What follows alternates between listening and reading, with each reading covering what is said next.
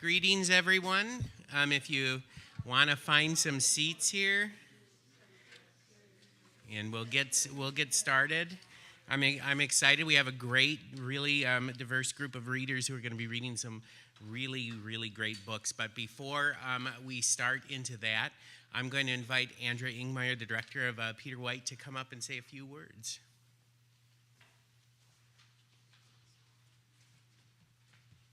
Hi, everyone. Thank you so much for coming.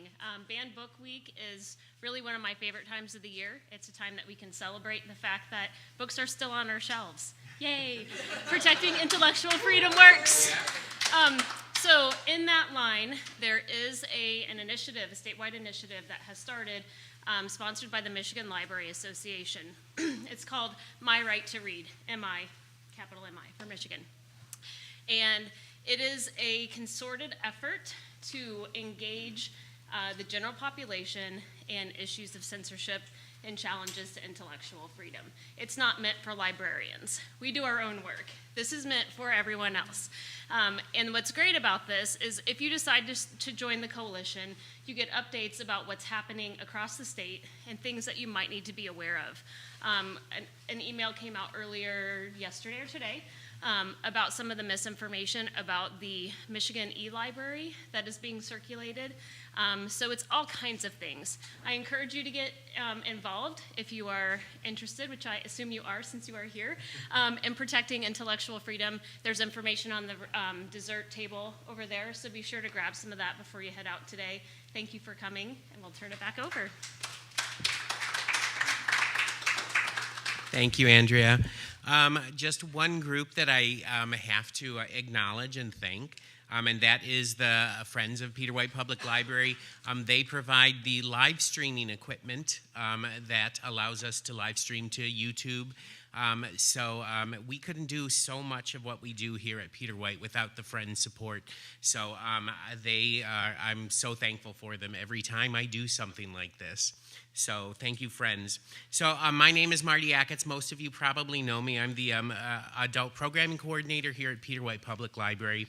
And welcome to the Books Unite Us reading. So I'll get us started, and then hopefully all of you got one of the little programs here so you know what's coming up. And so the format that we're going to do is I'm just going to invite the person up and then let the person introduce themselves and talk a little bit before they do their reading, so that everybody knows who's talking. So I just got a little introduction here.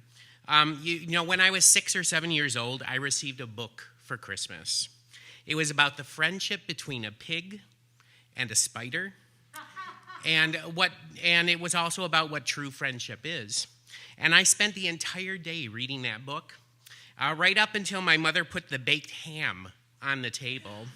Okay, but guess what? I didn't really feel like eating dinner that night because the pig from the book was at that time in the book when dinner came around was grieving the loss of his best friend, who had saved his life from becoming Christmas dinner.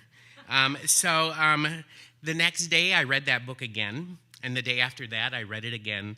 And between December 25th and January 1st of that year, I read the book about 8 times. So the following year, a friend in my grade was diagnosed with leukemia, and after 3 months, that friend passed away. And I reread my Christmas book. And I cried again with the pig over the loss of his spider friend. And it made me feel like I wasn't alone, right? The author of the book truly knew what I was going through and feeling, and it gave me a way to deal with my grief. So I have returned to the lessons and wisdom of that book over and over as I have dealt with losses and grief in my life. In 2006, some parents in a Kansas school district fought to ban a book from their children's school, stating, and this is a direct quote, "Humans are the highest level of God's creation and are the only creatures that can communicate vocally. Showing lower life forms with human abilities is sacrilegious and disrespectful to God," unquote. And passages about a character dying in the book were considered, quote, "inappropriate subject matter for a children's book," unquote. And of course, the book that they were describing was E.B. White's Charlotte's Web. When he was running for President of the United States in October of 1960, Senator John F. Kennedy said this: "If this nation is to be wise as well as strong, if we are to achieve our destiny, then we need more new ideas from more wise people reading more good books in more public libraries. We must know all the facts and hear all the alternatives and listen to all the criticisms. Let us welcome controversial books and controversial authors, for the Bill of Rights is the guardian of our security as well as our liberty." I was given the liberty as a young person to read a book about a pig and a spider. And that book saved my life over and over. And tonight you're going to hear about books that some people find controversial. Tonight's readers have selected passages from some of those books, passages that are meaningful to them. Yes, those books have upset some people, but those books have also made other people feel less alone, less sad, less isolated. Those books have saved lives. So, with that, thank you. So, with that, I'm going to welcome John Smolens to the podium. I don't know if this is a podium, but welcome John Smolens.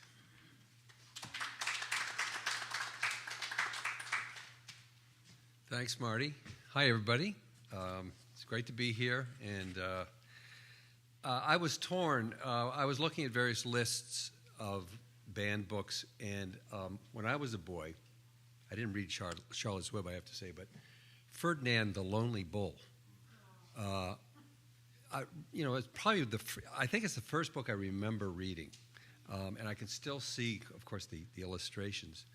And it was just a couple of years ago, I was driving somewhere, and there was an NPR segment about how it had been banned, particularly in Spain. And this caught me completely unawares, because I'm going, what is it about this particular story that could, make it a bannable book?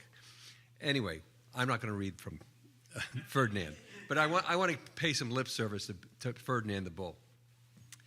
When I taught at Northern for 19 years and 11 years at Michigan State before that, excuse me, the English classes often had anthologies, mostly short stories.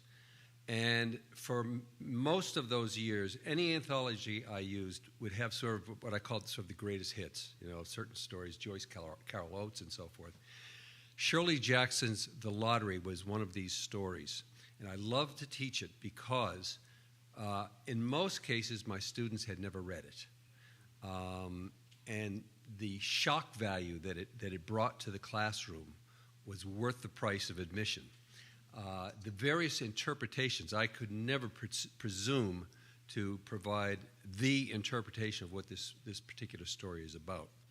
Shirley Jackson lived in Vermont, in Bennington. Her husband was on the faculty at Bennington College. In 1948, The New Yorker published her short story, The Lottery. And the quote that I have here is, immediately after the story was published, a torrent of letters came to the magazine, and they were forwarded to Shirley. And for the rest of her relatively short life, she died in, I think, her late 40s, about 48 years old. She was bombarded by letters, and according to her, the vast majority of them were angry, if not abusive. Some of them would ask her for an interpretation, but there was a lot of anger brought about by this particular story. Now, I can't make any assumptions, but I'm assuming a good number of you probably know this story.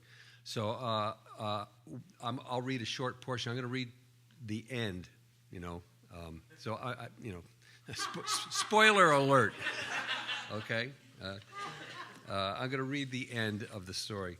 The other thing I should mention, let me just, a couple of other things. I Googled Shirley today. If you don't know, this story is set in Vermont in a fictional town, though she says that it was based on Bennington, the Bennington that she knew in the 1940s, very small village. It's set in contemporary times in that people drive tractors, it's an agricultural community and so forth. But there's this blend between historical aspects of our society and contemporary aspects. So anyway, there's this lottery that occurs every summer in this town and other towns as well. She was asked numerous times to discuss this story, naturally. And one time she said, I suppose I hoped by setting a particularly brutal ancient rite in the present and in my own village to shock the story's readers with a graphic dramatization of the pointless violence and general inhumanity in their own lives. And the other quote that I thought was interesting is she said, the number of people who expected Mrs. Hutchinson, she wins the lottery, Mrs. Hutchinson to win a washing machine at the end would amaze you. Okay, so this is not a story about winning the lottery. How many of you have read the lottery? Okay, good. So I'm not going to ruin it for anybody. It's worth reading again. I can't tell you how many times I've read this story, and it's a classic example of how, in a work of fiction, the tension is built on small, seemingly innocent details. The first sentence, for example, let me just read the first sentence, if I can find it. The morning of June 27th was clear and sunny, with the fresh warmth of a full summer day. The flowers were blossoming profusely, and the grass was richly green. Okay, so let's fast forward to the latter portion of the story. The lottery, the slips of paper have been taken out of the black box, and one person in the village is going to get the piece of paper that has... It's Tessie, Mr. Summers said, and his voice was hushed. Show us her paper, Bill. That's her husband. Bill Hutchinson went over to his wife and forced the slip of paper out of her hand. It had a black spot on it, the black spot Mr. Summers had made the night before with the heavy pencil in the coal company office. Bill Hutchinson held it up, and there was a stir in the crowd. All right, folks, Mr. Summers said, let's finish quickly. Although the villagers had forgotten the ritual and lost the original black box, they still remembered to use stones. The pile of stones the boys had made earlier was ready. There were stones on the ground with the blowing scraps of paper that had come out of the box. Delacroix selected a stone so large she had to pick it up with both hands and turned to Mrs. Dunbar. Come on, she said, hurry up. Mr. Dunbar had large stones in both hands, and she said, gasping for breath, I can't run at all. You'll have to go ahead, and I'll catch up with you. The children had stones already, and someone gave little Davy Hutchinson a few pebbles. Tessie Hutchinson was in the center of a cleared space by now, and she held her hands out desperately as the villagers moved in on her. It isn't fair, she said. A stone hit her on the side of the head. Old man Warner was saying, come on, everyone. Steve Adams was in the front of the crowd of villagers with Mrs. Graves beside him. It isn't fair. It isn't right, Mrs. Hutchinson screamed. And then they were upon her. Thank you very much.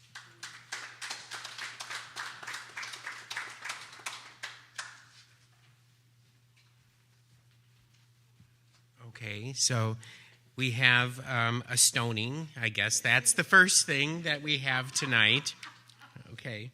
Our next speaker is going to be Jen Hill, who's going to be reading from Barbara Arnreich's Nickel and Dimed. Hello. I was sitting there wondering now, who's going to follow that? I am Jen Hill. I'm currently a Marquette City Commissioner. I am also a candidate for statewide state legislature in this current election cycle. And I chose a book of nonfiction that means a lot to me, particularly the idea that we would ban a nonfiction book at this time, when nonfiction, we have a story of somewhat fantasy with the lottery, and I can tell you exactly where I was. I read it in high school. I know exactly where I was when I read that page at my high school, reading that book, reading that story in an anthology in my high school English class. So thank you for that one. But the idea at this time in 2022 that nonfiction would be banned. Nonfiction is by definition a book that has based in reality, is based in what has happened and has facts behind it and has been researched by someone, and folks are telling their actual experiences, their actual story, and how that is currently impacting our politics today, and the idea that if you repeat a lie enough, it becomes the truth. And the woman, Barbara Arnreich, how many folks have read Nickel and Dimed or know Nickel and Dimed? Not. So Nickel and Dimed was published in 2001. So it's 20 years old now. And Barbara Arnreich actually studied and has a PhD in chemistry, and was working in her PhD thesis was on silicon, which is what we make solar panels out of. And so very much a fact-based, figuring out how things actually work. That's what science does. She also was married and had a child and gave birth at a public health center in New York City where she was living at the time, and was induced to have her child so the doctor could get home on time, is the story that she tells. This was back very early 70s. And she said that's what made her a feminist, was having had that experience of not being cared for as a human being, but being part of a process of something that someone else wanted to do. And she went on to then actually not use her science degree anymore, but use that training, that critical thinking and analytical thinking, to write stories in nonfiction and find out more about our world. And so Nickel and Dimed is her experiences working as a hotel maid. She got a advance from a magazine to go out and get jobs in hotels and then tell the stories of the primarily women that she was working with in the hotels. And then bringing her research skills into what that meant in terms of the system that these people were operating in. And so I have 2 paragraphs I'm going to read about some of her analysis of the situation that she found. And this was all across the country too. So she went from east to west. It's a really interesting book. I actually confess I haven't had time right now to read it again, but I really want to. I read it. I remember it got a lot of play in the news, and I picked it up and read it at the time from the library, and that I was really impressed with the book. When someone works for less pay than she can live on, when, for example, she goes hungry so that you can eat more cheaply and conveniently, then she has made a great sacrifice for you. She has made you a gift of some part of her abilities, her health, and her life. The working poor, as they are approvingly termed, are in fact the major philanthropists of our society. They neglect their own children so that the children of others will be cared for. They live in substandard housing so that other homes will be shiny and perfect. They endure privation so that inflation will be low and stock prices high. To be a member of the working poor is to be an anonymous donor, a nameless benefactor to everyone else.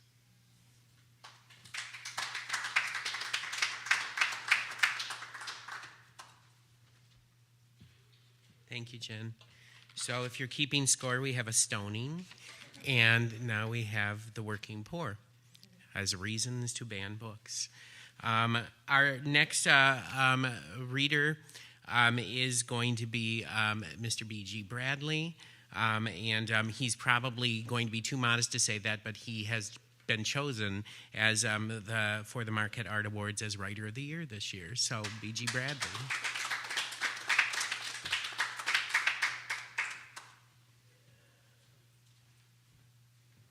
So I'm going to talk today about a book that's been important to me for a long time. The Adventures of Huckleberry Finn. I first heard talk about it from my mother, from my mother who was an English teacher, and from my sister who was an English teacher. And it's been with me my whole life. And after I taught English and drama and speech for 35 years, I had a terrible day in which I realized that the person that was replacing me wasn't going to teach Huckleberry Finn, and that it was going to go out of the curriculum. And I asked why, and this person gave me a lot of different reasons, but what it really came down to was, and I didn't blame this person at all, because I understood the kind of pressure that was applied to young teachers. She just didn't feel comfortable with it anymore. And I almost cried. Because Huckleberry Finn, well, Mark Twain said of Huckleberry Finn that it is the American novel. And everything else that has been since Huckleberry Finn is just somebody trying to write Huckleberry Finn again. It is the best book ever written by an American. I just don't think there's any question about that. Mark Twain has been making people mad for almost 200 years. At first, when it first came out, a lot of people bought it because it was Sam Clemens, Mark Twain, And then they saw that what he was writing was not, the adventure story of Tom Sawyer, but a social commentary about the world that we were living in. And people went, well, okay, I really like his writing, and then all of a sudden people started saying things like, well, it's a dirty book. It's a dirty book because it has all of this street language in it, and it has the language of slaves, and it has the language of a homeless kid who has been beaten by his father, and all of the cussing and everything else that happens. It's a dirty book. So then the next thing that they did with it was, they would have it in their house, but they'd hide it somewhere. So it was, it was kind of the pornography of the time. So that was the first objection. It's a dirty book. And then after a while, then, the political movements got a hold of it, and then it became a subversive book because it had the audacity to suggest that black and white people were people and that there wasn't any difference between them. What a concept. What a radical thing to suggest to a civilization. You can't say that out loud. My God. But it's Mark Twain, and they like Mark Twain, and he's funny. And Mark Twain, found another way to get that in there. Okay, so now it's subversive. First it was dirty, now it's subversive. Okay, and that went on for a long time. Subversive book, the mixing of the races. Oh my God, all these terrible things are going to happen. Okay, and now we come to a new generation of people. Before it was always people on the right ripping on Mark Twain and Huckleberry Finn. But now, I am ashamed to say, and I'm giving away my politics here, I guess, it is people on the left who are after Huckleberry Finn now, because it has the audacity to use that word that nobody but the worst kind of racist uses, and it uses it over 300, they've actually counted it, they used it over 300 times, and it begins with an N, and it ends with an R, and oh my God, we can't say that word out loud anymore. We can't say that word out loud, despite the fact that saying that word out loud through the voice of this naive kid shows us exactly why we shouldn't use that word.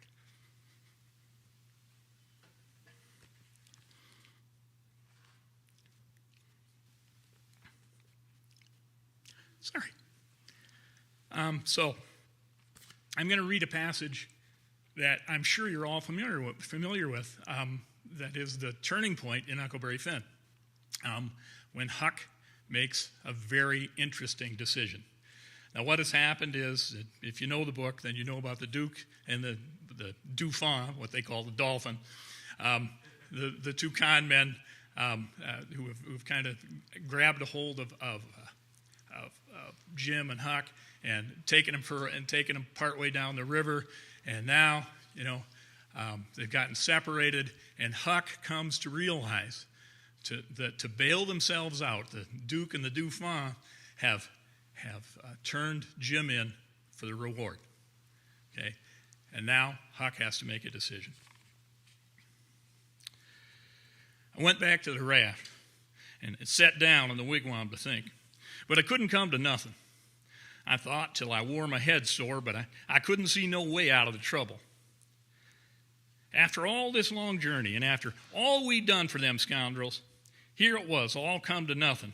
Everything all busted up and ruined because they could have the heart to serve Jim such a trick as that and make him a slave again all his life, and among strangers too, for $40 dirty. Once I said to myself, it would be 1,000 times better for Jim to be a slave at home where his family was, as long as he'd got to be a slave, and so I'd better write a letter to Tom Sawyer and tell him to tell Miss Watson where he was. But I soon give up that notion for two things. She'd be mad and disgusted at his rascality and ungratefulness for leaving her, and so she'd sell him straight down the river again. And if she didn't, everybody naturally despised an ungrateful nigger, and they'd make Jim feel it all the time, and so he'd feel ornery and disgraced. And then think of me. It would get all around that Huck Finn helped a nigger to get his freedom. And if I was ever to see anybody from that town again, I'd be ready to get down and lick his boots for shame. That's just the way. A person does a low-down thing, and then he don't want to take no consequences of it. Thinks as long as he can hide, it ain't no disgrace. That was my fix exactly. The more I studied about this, the more my conscience went to grinding me, and the more wicked and low-down and ornery I got the feeling. And at last, when it hit me all of a sudden, that here was the plain hand of Providence slapping me in the face and letting me know my wickedness was being watched all the time from up there in heaven whilst I was stealing a poor old woman's nigger that hadn't ever done me no harm, and now was showing me there's one that's always on the lookout and ain't going to allow no such miserable doings to go on just only so fur and no further. Oh, I almost dropped my tracks. I was so scared. Well, I tried the best I could to kind of soften it up somehow for myself by saying I was brung up wicked, and so I weren't so much to blame. But something inside of me kept saying, there was the Sunday school. You could have gone to it, and if you'd have done it, they'd have learnt you there that people that acts as I'd been acting about that nigger goes to everlasting fire. Well, it made me shiver, and about made up my mind to pray and see if I couldn't try to quit being the kind of boy I was and be better. So I kneeled down, but the words wouldn't come. Why wouldn't they? It weren't no use to try and hide it from him, nor from me neither. I knowed very well why they wouldn't come. It was because my heart weren't right. It was because I weren't square. It was because I was playing double. I was letting on to give up sin, but away inside of me, I was holding on to the biggest one of all. I was trying to make my mouth say I would do the right thing and clean thing and going right to that nigger's owner and tell where he was. But deep down in me, I knowed it was a lie, and he knowed it. You can't pray a lie. I found that out. So I was full of trouble, full as I could be, and didn't know what to do. At last, I had an idea. I says, I'll go and write the letter and then see if I can pray. Why, it was astonishing the way I felt as light as a feather right straight off and all my troubles gone. So I got a piece of paper and a pencil, all glad and excited, and sat down and wrote, Miss Watson, your runaway nigger Jim is down here 2 miles below Pikesville, and Mr. Phelps has got him and he will give him up for the reward if you send Huck Finn. I felt good and all washed clean of sin for the first time I had ever felt so in my life.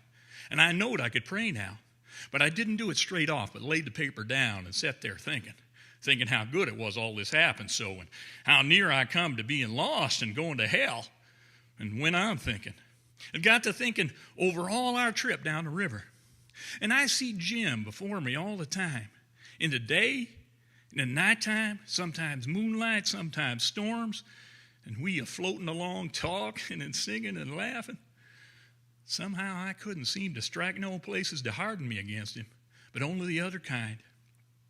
I'd see him standing my watch on top of his'n, instead of calling me so I could go on sleeping, and see how glad he was when I come back out of the fog, and when I come to him again in the swamp up there where the feud was, and such like times.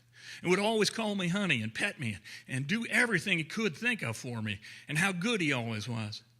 And at last I struck the time I saved him by telling the men we had smallpox aboard, and he was so grateful. Said I was the best friend old Jim ever had in the world, and the only one he's got now.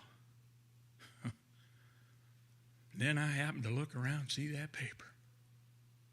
Well, it was a close place. I took it up. I held it in my hand, and I was a-trembling, because I got to decide forever betwixt two things, and I knowed it. I studied a minute, sort of holding my breath. Then I says to myself, all right then, I'll go to hell. Tore it up.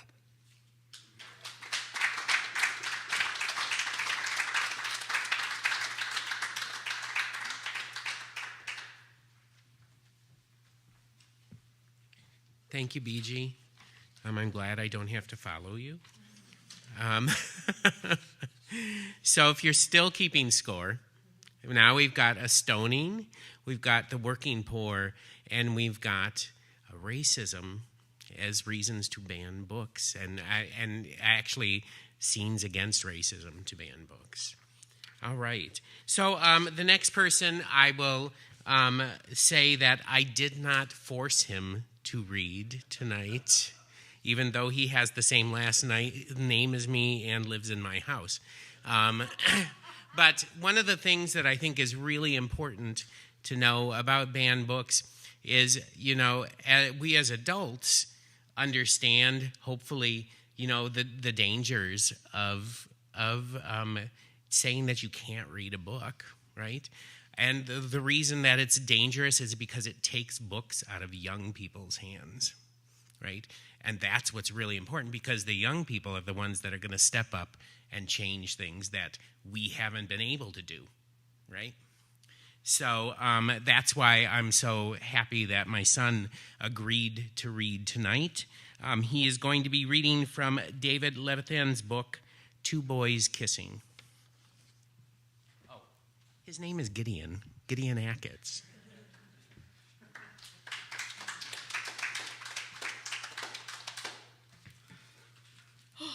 So many people. So I'm just gonna, before I read, I'm just gonna tell you about the characters because, you guys can check this out. So there are a couple of characters, most of them are couples.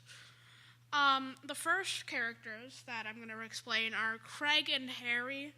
They are, exes, and in the story, there's a bunch of storylines within it. It's like a bunch of people, all fit into one story. And the Craig and Harry, the storyline about them is that they're two exes, and they are going to set the world record for the longest kiss in the world as being two males doing it. So that's Craig and Harry. Peter and Neil, they are a couple, a male and male couple who, they have like weird, they have weird ideas about kissing. I don't know how to explain it. It's just, Avery and Ryan, they are not a couple, but it's pretty much intended because they just met, and it kind of explains that both of them like each other, but they are just not confident enough because they think, oh, I'm gonna mess this up terribly. Both of them do. So that's that. Cooper is a solo character who is kicked out of his house because one day he was on his laptop or computer, and he was messaging a lot of other males on the internet. His father came in and he saw that, and he's like, "Are you texting other men on this computer?" He took it and he ripped the laptop, and Cooper and his father had a humongous fight, and then Cooper took his car. He left that house, and he never came back. And then the narrator, in parentheses, they are, I don't know how many generations. What generation? I don't know what generation. 2 generations. I don't know which, but it is a bunch of deceased gay men who they were just feeling confident enough to come out and, come out as being gay. And then the AIDS just struck them. So the narrators are them who wanted to have a life as a gay couple with their significant others, but they were not able to. So now I'm going to start reading. I'm going to read to page 6. You can't know what it is like for us now. You will always be one step behind. Be thankful for that. You can't know what it was like for us then. You will always be one step ahead. Be thankful for that too. Trust us. There is a nearly perfect balance between the past and the future. As we become the distant past, you become a future few of us would have imagined. It's hard to think of such things when you are busy dreaming or loving or screwing. The context falls away. We are a spirit burden you carry, like that of your grandparents or the friends from your childhood who at one point moved away. We try to make it as light a burden as possible. And at that same time, when we see you, we cannot help but think of ourselves. We were once the ones who were dreaming and loving and screwing. We were once the ones who were living, and then we were the ones who were dying. We sewed ourselves, a thread's width, into your history. We were once like you, only our world wasn't like yours. You have no idea how close to death you came. A generation or 2 earlier, you might be here with us. We resent you. You astonish us. It's 8:07 on a Friday night, and right now Neil Kim is thinking of us.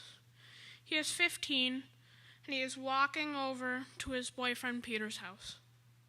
They have been going out for a year, and Neil starts by thinking how long this seems. From the beginning, everyone has been telling him it won't last. But now, even if it doesn't last forever, it feels like it has lasted long enough to be meaningful. Peter's parents treat Neil like a second son. And while Neil's own parents are still alternately confused and distressed, they haven't barred any of the doors. Neil has 2 DVDs, 2 bottles of Diet Dr. Pepper, cookie dough, and a book of poems in his backpack. This, and Peter, is all it takes for him to feel profoundly lucky. But luck, we've learned, is actually a part of an invisible equation. 2 blocks away from Peter's house, Neil gets a glimpse of this, and is struck by a feeling of deep, unnamed gratitude. He realizes that part of his good fortune is his place in history, and he thinks fleetingly of us, the ones who came before. We are not names or faces to him. We are an abstraction, a force. His gratitude is a rare thing. It is much more likely for a boy to feel thankful for the Diet Dr. Pepper than he is to feel thankful for being healthy and alive, for being able to walk to his boyfriend's house at age 15 without any doubt that this is the right thing to do. He has no idea how beautiful he is as he walks up that path and rings that doorbell. He has no idea how beautiful the ordinary becomes once it disappears. If you are a teenager now, it is unlikely you knew us well. We are your shadow uncles, your angel godfathers, your mother's or your grandmother's best friend from college, the author of the book you found in the gay section of the library. We are characters in a Toni Kushner play, or names on a quilt that rarely get taken out anymore. We are the ghosts of the remaining older generation. We know you know some of our songs. We do not want to haunt you too somberly. We don't want our legacy to be gravitas. You wouldn't want to live your life like that, and you wouldn't want to be remembered like that either. Your mistake would be to find our commonality in our dying. The living part mattered more. We taught you how to dance. It's true. Look at Tariq Johnson on the dance floor.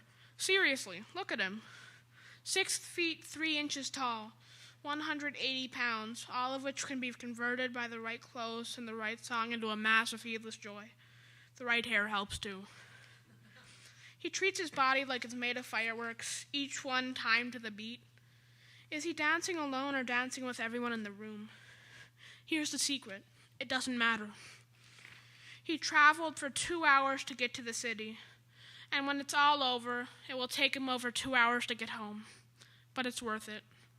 Freedom isn't just about voting and marrying and kissing on the street, although all of these things are important. Freedom is also about what you will allow yourself to do. We watched Tariq when he's sitting in Spanish class, sketching imaginary maps in his notebook. We watched Tariq when he's sitting in the cafeteria, stealing glances at older boys. We watched Tariq as he lays the clothes on his bed, creating the outline of the person he's going to be tonight. We spent years doing these things, and this is what we looked forward to, the thing that Tariq looks forward to, this liberation. Music isn't much different now from what it was when we hit the dance floor. This means something. We found something universal. We bottled that desire, then released it into the airwaves. The sounds hit your body and you move. We are in those particles that send you. We are in that music. Dance for us, Tariq. Feel us there in your freedom. It was an exquisite irony. Just when we stopped wanting to kill ourselves, we started to die. Just when we were feeling strength, it was taken from us. This should not happen to you. Adults can talk all they want about the youth feeling invincible. Surely, some of us had that bravado. But there was also the dark inner voice telling us we were doomed. And then we were doomed. And then we weren't. You should never feel doomed. It is 8:43 on the same Friday night, and Cooper Riggs is nowhere. He's in his room, alone, and it feels like nowhere. He could be outside his room, surrounded by people, and it would still feel like nowhere. The world, in his eyes, is flat and dull. All sensation has been leaked from it, and instead its energy is running through the busy corridors of his mind, making angry, frustrated noise. He is sitting on his bed, and he is wrestling within himself, and ultimately the only thing he can think to do is to go on the internet, because life there is just as flat as real life, without the expectations of real life. He's only 17, but online he can be 22, 15, 27, whatever the other person wants him to be. He has fake profiles, fake photos, fake stats, and fake histories. The conversations are largely fake too, full of flirtation he'll never deliver on, small sparks that will never turn into fire. He will not admit it, but he was actually looking for the surprise of something genuine. He opened 7 sites at once, keeping his mind busy, tricking himself out of nowhere, even if it still feels like nowhere. He gets so lost in the search that nothing else seems to matter, and time becomes worthless, just to be spent on worthless things. We know that some of you are still scared. We know that some of you are still silent. Just because it's better now doesn't mean that it's always good. Dreaming and loving and screwing. None of these are identities. Maybe when other people look at us, but not to ourselves. We are so much more complicated than that. We wish we could offer you a creation myth, an exact reason why you are the way you are, why when you read this sentence, you will know it's about you. But we don't know how it began. We barely understood the time that we knew. We gather the things we learned, and they don't nearly add up to fill the space of a life. You will miss the taste of Fruit Loops. You will miss the sound of traffic. You will miss your back against his. You will even miss him stealing the sheets. Do not ignore these things.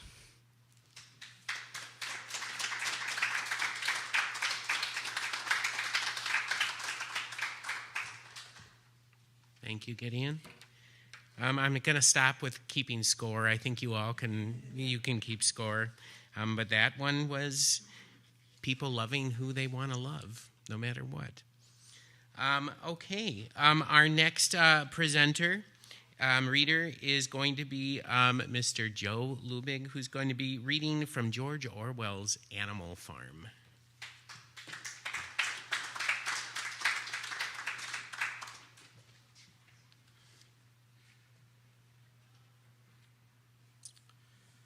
And remember, comrades, your resolution must never falter. No argument must lead you astray. Never listen when they tell you that man and the animals have a common interest, that the prosperity of the one is the prosperity of the others. It is all lies. Man serves the interests of no creature except himself, and among us animals, let there be perfect unity, perfect comradeship in the struggle. All men are enemies. All animals are comrades. And I have a little more to say. I merely repeat, remember always your duty of enmity towards man and all his ways. Whatever goes upon 2 legs is an enemy. Whatever goes upon 4 legs or has wings is a friend. And remember also that in fighting against man, we must not come to resemble him. Even when you have conquered him, do not adopt his vices. No animal must ever live in a house or sleep in a bed or wear clothes or drink alcohol or smoke tobacco or touch money or engage in trade. All the habits of man are evil, and above all, no animal must ever tyrannize over his own kind. Weak or strong, clever or simple, we are all brothers. No animal must ever kill another animal. All animals are equal.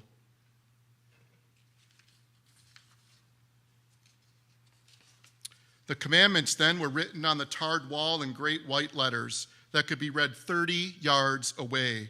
They ran thus, the 7 commandments. 1, whatever goes upon 2 legs is an enemy. 2, whatever goes upon 4 legs or has wings is a friend. 3, no animal shall wear clothes. 4, no animal shall sleep in a bed. 5, no animal shall drink alcohol. 6, no animal shall kill any other animal. And 7, all animals are equal. As Snowball readied the comrades to go into the hayfield, there was a moment when the 3 cows, who had seemed uneasy for some time past, set up a loud lowing.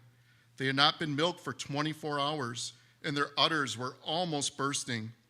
After a little thought, the pigs sent for buckets and milked the cows fairly successfully, their trotters being well adapted to this task.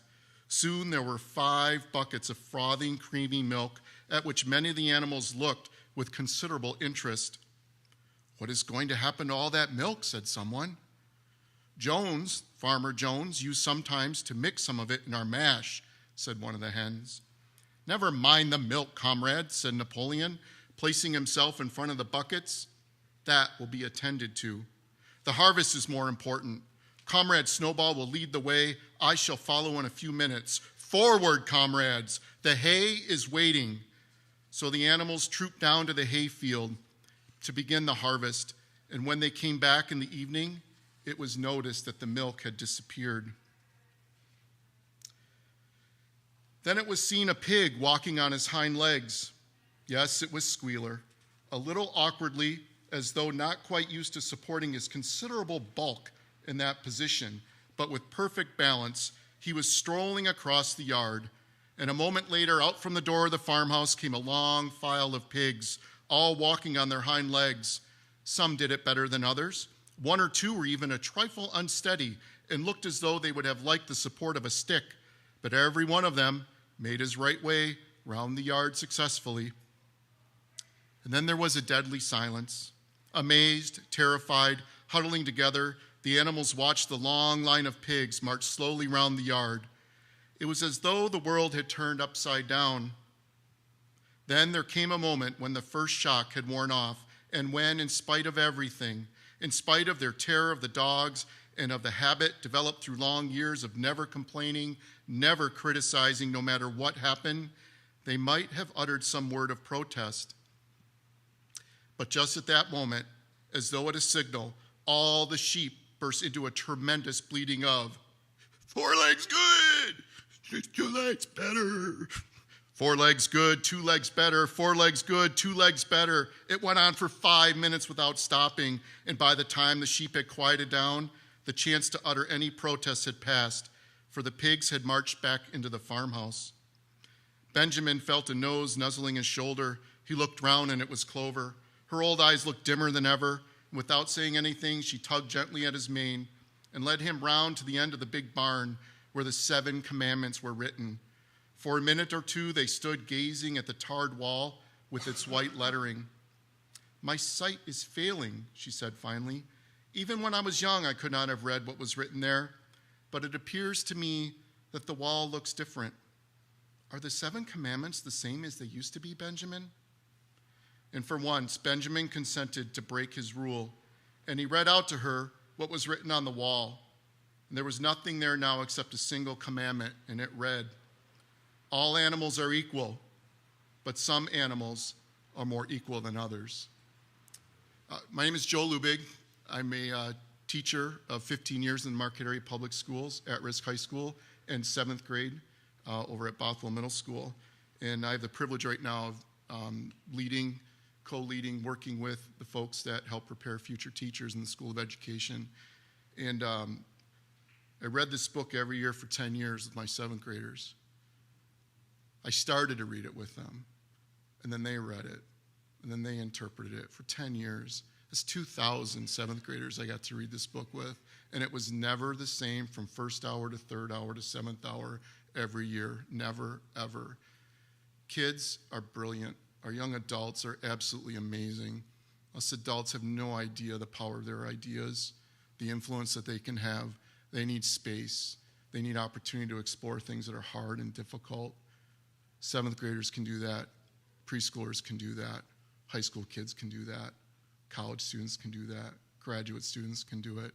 It's a beautiful thing, right? Over my left shoulder is a poster of the book Speak. Never forget Erin Powers and her crew of basketball players, 7th graders, amazing young group of girls, the kind of girls I wanted my daughter to grow up to be like, right? They read that book and they read it with their moms, and I was invited into that. You know how special that is, to be invited to read something with your students who are teaching you, educating you, challenging you. I love Animal Farm, and I love it for those reasons, mostly because of the people I got to read it with and explore it with. And that was pretty magical. And I'm not sure, Marty, if it's a allegory, a fairy tale, or history rooted in communism, World War II, or if it's more a current event now. I can't figure that out. But thank you for the opportunity to share that with you.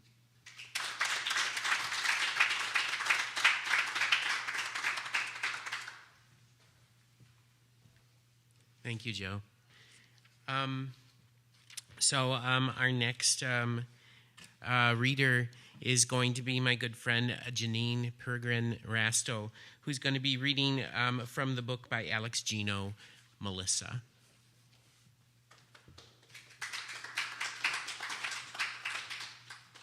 Hi, can everyone hear me okay? All right. So I'm reading an excerpt from the book Melissa by Alex Gino. Our book cover says George, but the book was renamed Melissa, and I will be referring to the narrator as Melissa tonight. This was the most challenged book of 2020, 2019, and 2018, according to the American Library Association. It was challenged for LGBTQIA content, conflicting with religious viewpoints, and not reflecting the values of the community. And before I started, a little background. My family moved every 2 years when I was growing up. It was so hard always being the new kid, so hard making friends. So I turned to books to get through that loneliness. And through those books, I could feel joy, love, experience adventure and happiness. My mother let us go to the public library every week, and it became a refuge. Because I was a lonely and bullied kid, I identified quickly with Melissa as she struggled with the sorrows and challenges of being a kid who is different. This book, through its simple eloquence, touched me deeply. Melissa just wants people to see beyond the surface, to see the real her, a girl, not a boy. In the words of the author, Melissa is a transgender girl. You can also say that she is a girl, but she's the only one who knows it. Melissa hopes by getting the lead in Charlotte's Web, thank you, Marty, she can let everyone, including her family, see her true self. I encourage everyone to open their hearts and minds to Melissa. Melissa is a kid like every kid. She wants to be loved, accepted, and to have fun. And hopefully I haven't lost my page. It looks like I might have. Oh no. Don't you just hate when that happens? All right, going to the rescue of the table of contents to help me out here. All right. So I'm going to read, and short person adjusting here. I'm going to read a section that I felt really shows Melissa as just a kid, like everyone else. Saturday morning, when there was a heavy knock-knock on her bedroom door, George expected Mom. Instead, she was surprised to see her brother holding up 2 video game driving wheels. Want to play Mario Kart? Scott hadn't asked George to play video games in months. They used to play almost every day. George would come home after school and find Scott on the couch, watching wrestling and ignoring his homework. They would play until Mom got home and yelled at them to turn off the TV and get their homework done. Now, Scott usually came home just in time for dinner, if not later. Why? George asked, still deep in her fog of misery. If Mom catches me on the couch playing video games, she'll make me do chores. But if I'm playing a game with my kid brother, Scott ruffled George's already messy hair, she'll call it fraternal bonding or something, and maybe let us play just a few more rounds. Scott's reason seemed selfish enough to be genuine. So George joined Scott in the living room and took a seat on the right side of the couch.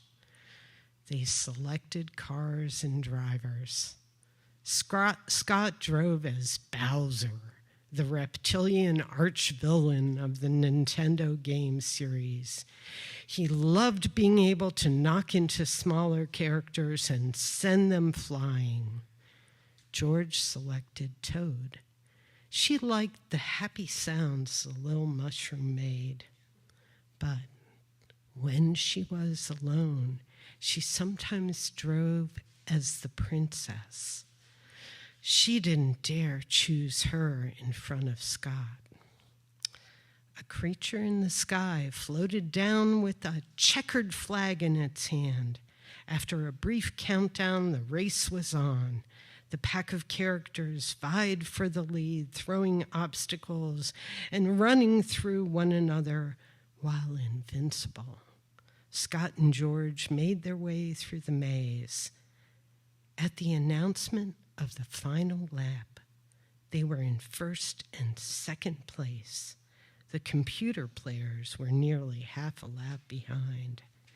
As they turned into the last long straightaway, George shot a red shell into the void ahead of her. The shell whooped along until it slammed into Scott, sending him spiraling into the air.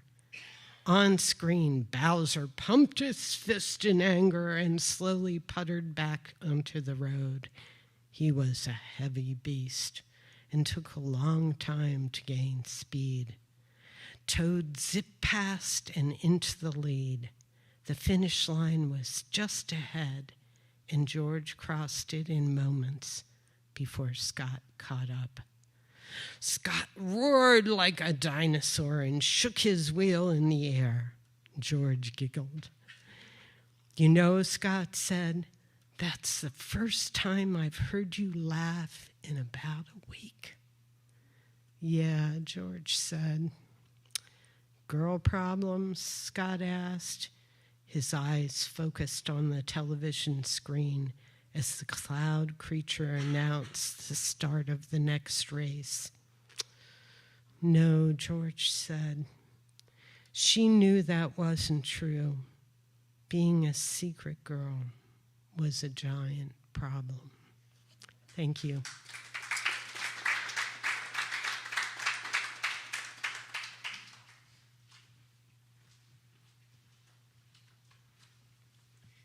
Thank you, Janine.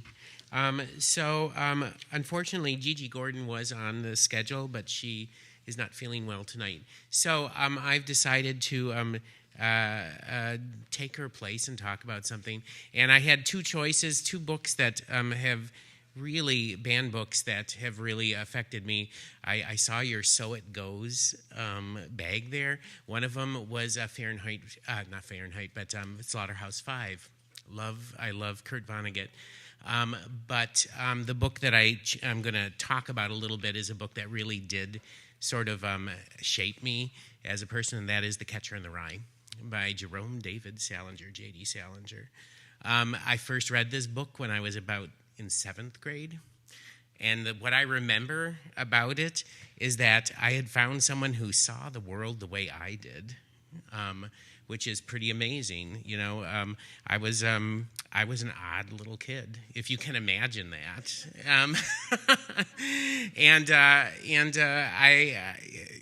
Holden Caulfield really did have a viewpoint that I understood, and I felt like Holden Caulfield understood me. And I probably would have been, if I was old enough, would have been one of those very strange fans who would have driven out to New Hampshire and parked outside of J.D. Salinger's gate waiting for him to come out so that I could tell him how much he changed my life. But I never did that. So most of you probably know that J.D. Salinger published Catcher in the Rye in 1946. And then after Catcher in the Rye, I think he published one more short story. And then he basically retreated and never published another word, didn't give, I think he gave one interview the rest of his life, and that was to a high school student for a high school newspaper. But supposedly he was typing away in his little vault in New Hampshire, and that he kept on writing, but we have not seen anything since his death.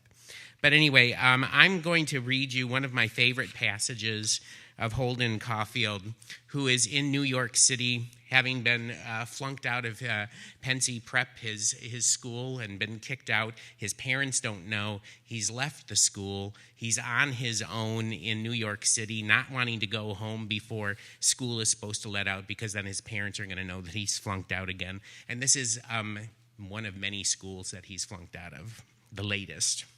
But anyway, he's in New York City, and he decides to kill time that he's going to go see the Christmas Spectacular at Radio City Music Hall. And this is Holden's response to the Christmas Spectacular. I came in when the goddamn stage show was on. The Rockettes were kicking their heads off the way they do when they're all in line with their arms around each other's waist. The audience applauded like mad, and some guy behind me was saying to his wife, "You know what that is? That's precision." He killed me.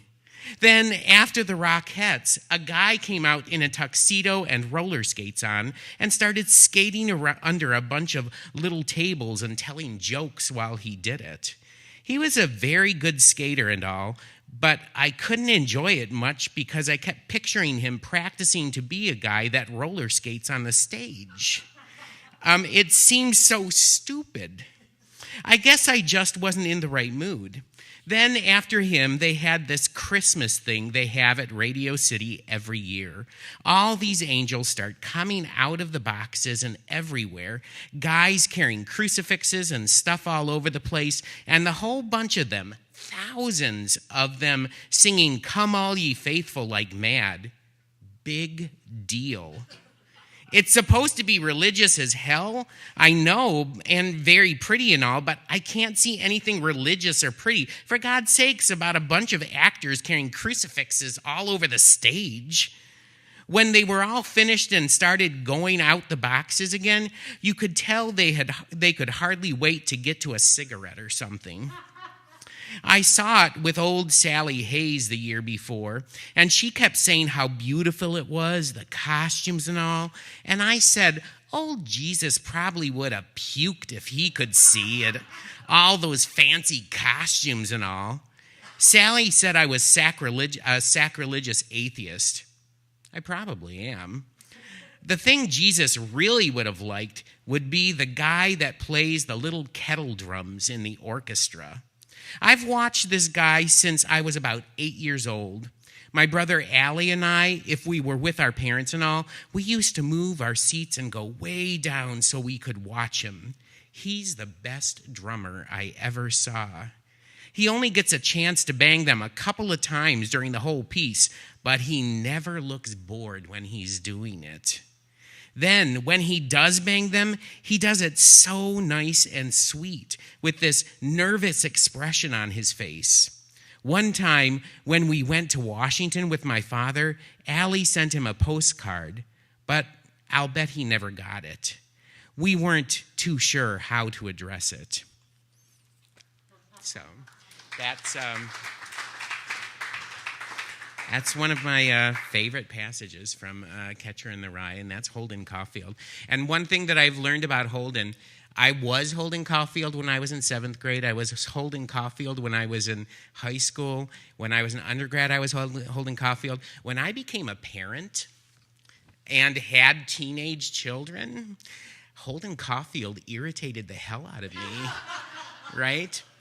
But now that my daughter has recently moved out of the house and everything, suddenly I understand Holden Caulfield's wanting to catch those children that are going towards that cliff.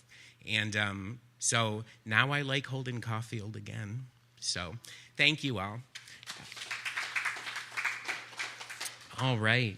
Our next reader is going to be Amanda Pierce from the Teen Zone here at Peter White.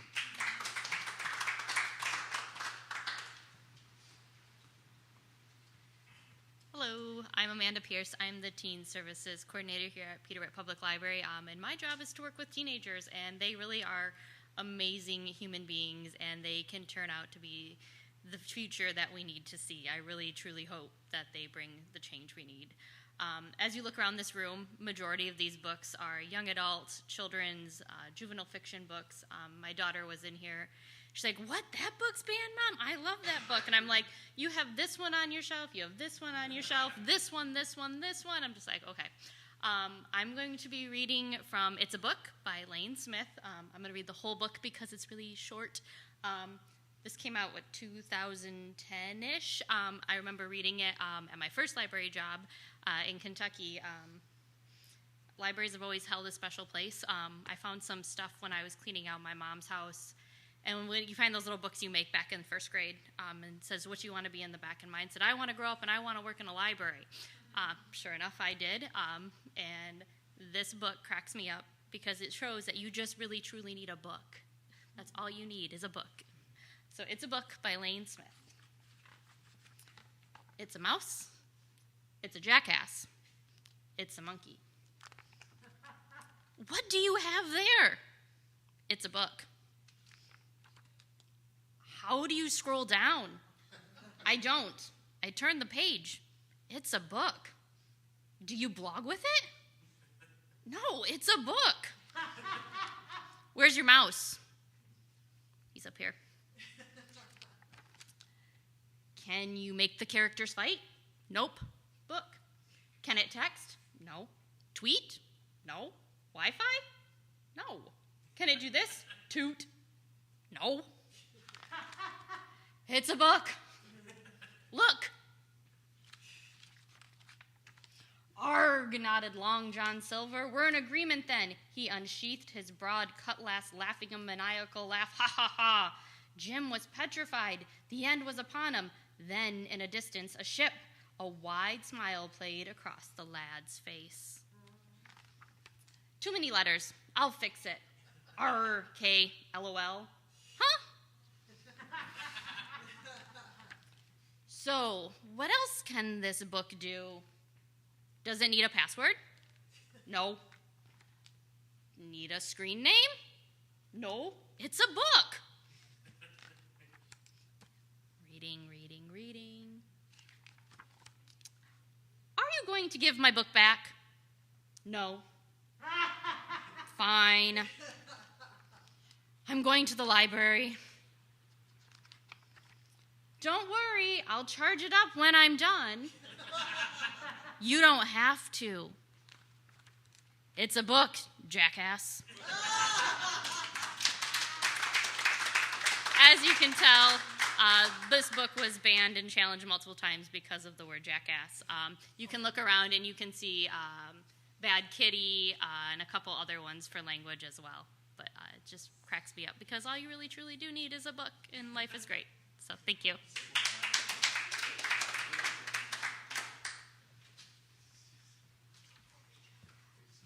So now add jackass to the reasons to ban books, I guess.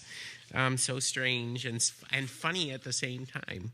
Our final reader this evening is going to be Lynn Domina, who is going to be reading from Toni Morrison's The Bluest Eye.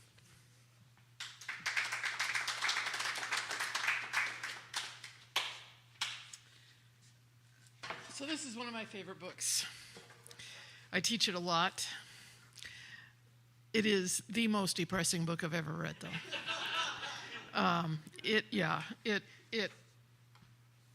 What is so depressing about it to me is that there's a protagonist, a little girl. Her name is Bacola, and she has this horrible life. And all of the adults in this town pretty much ignore that. And there are so many characters who could have done something. And the only people in the town who treat her with any dignity are the 3 prostitutes. And so part of what is depressing about it to me is that people could have done something and they did nothing. So it's banned. I think it's banned and challenged because there is a sexual assault fairly late in the book. It's not as graphic as many literary descriptions of violence, but it is very disturbing. And ironically, Toni Morrison's work has been banned in Lorain, Ohio, where she grew up. So at any rate, though, I'm going to read what I think is the most poignant scene. Comes fairly early on. Pecola is in a store. She has 3 pennies. She wants to buy some candy. She climbs 4 wooden steps to the door of Jakubowski's fresh veg, meat, and sundries store. A bell tinkles as she opens it. Standing before the counter, she looks at the array of candies. All Mary Janes, she decides. 3 for a penny. The resistant sweetness that breaks open at last to deliver peanut butter, the oil and salt which complement the sweet pull of caramel. A peal of anticipation unsettles her stomach. She pulls off her shoe and takes out the 3 pennies. The gray head of Mr. Jakubowski looms up over the counter. He urges his eyes out of his thoughts to encounter her. Blue eyes, blear dropped. Slowly, like Indian summer moving imperceptibly toward fall, he looks toward her. Somewhere between retina and object, between vision and view, his eyes draw back, hesitate, and hover. At some fixed point in time and space, he senses that he need not waste the effort of a glance. He does not see her, because for him, there is nothing to see. How can a 52-year-old white immigrant storekeeper with the taste of potatoes and beer in his mouth, his mind honed on the doe-eyed Virgin Mary, his sensibilities blunted by a permanent awareness of loss, see a little black girl? Nothing in his life even suggested that the feat was possible, not to say desirable or necessary. Yeah? She looks up at him and sees the vacuum where curiosity ought to lodge. And something more, the total absence of human recognition, the glazed separateness. She does not know what keeps his glance suspended, perhaps because he is grown, or a man, and she a little girl. But she has seen interest, disgust, even anger in grown male eyes. Yet this vacuum is not new to her. It has an edge. Somewhere in the bottom lid is the distaste. She has seen it lurking in the eyes of all white people. So, the distaste must be for her blackness. All things in her are flux and anticipation, but her blackness is static and dread. And it is the blackness that accounts for, that creates the vacuum edged with distaste in white eyes. She points her finger at the Mary Janes, a little black shaft of finger, its tip pressed on the display window. The quietly inoffensive assertion of a black child's attempt to communicate with a white adult. Them. The word is more sigh than sense. What, these? Phlegm and impatience mingle in his voice. She shakes her head, her fingertip fixed on the spot which, in her view at any rate, identifies the Mary Janes. He cannot see her view. The angle of his vision, the slant of her finger, make it incomprehensible to him. His lumpy red hand plops around in the glass casing like the agitated head of a chicken outraged by the loss of its body. Christ, can't you talk? His fingers brush the Mary Janes. She nods. Well, why don't you say so? 1? How many?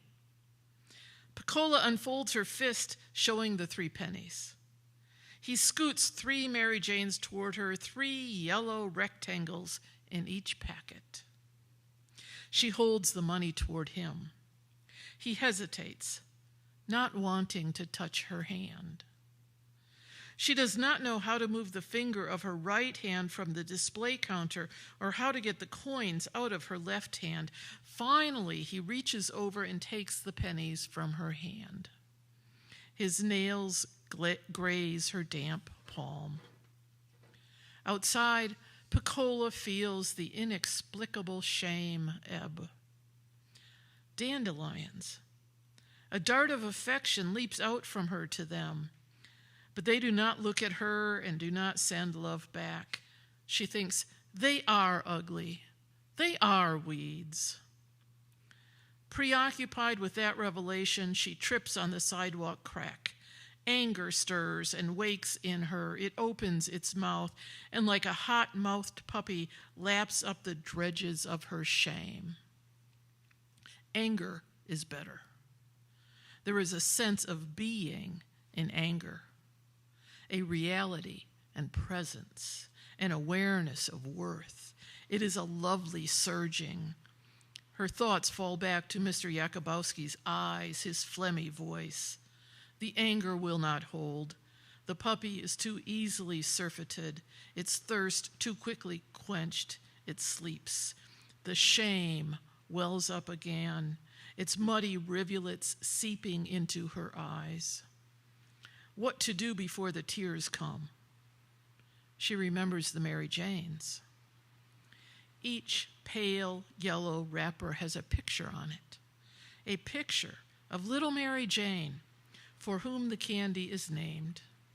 Smiling white face, blonde hair in gentle disarray, blue eyes looking at her out of a world of clean comfort. The eyes are petulant, mischievous. To Piccola, they are simply pretty. She eats the candy, and its sweetness is good. To eat the candy is somehow to eat the eyes, eat Mary Jane, love Mary Jane, be Mary Jane.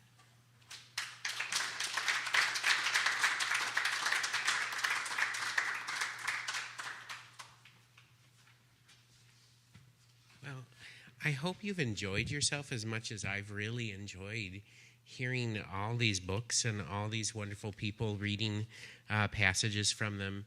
And, you know, one thing that struck me as I was sitting listening to Lynn read that really beautiful, heartbreaking passage from The Bluest Eye is, you know, in all these books, we learn about ourselves. We learn about the people of the world and people that are different from us and yet are the same as us. And that's the thing that I think about banned books is that they hold up a mirror, and sometimes we don't like what we see in the mirror, you know. But that doesn't mean that we should look away from that mirror. That means that we need to look at that mirror and try to figure out and love the person that we see in that mirror. And that's what's really important about reading and not taking books away from people. And making sure that if there is a banned book and someone is talking about it to you and saying what a terrible book it is, one of the first questions you should ask them is, have you read that book? And I'd almost guarantee you that 99% of the time, the answer you're going to get is no. And then you tell that person, go to the library, get that book out and read it, and then I'll talk to you about it. So thank you all for coming tonight. And there's lots of food and cookies. Please, please, please help yourselves. Thank you.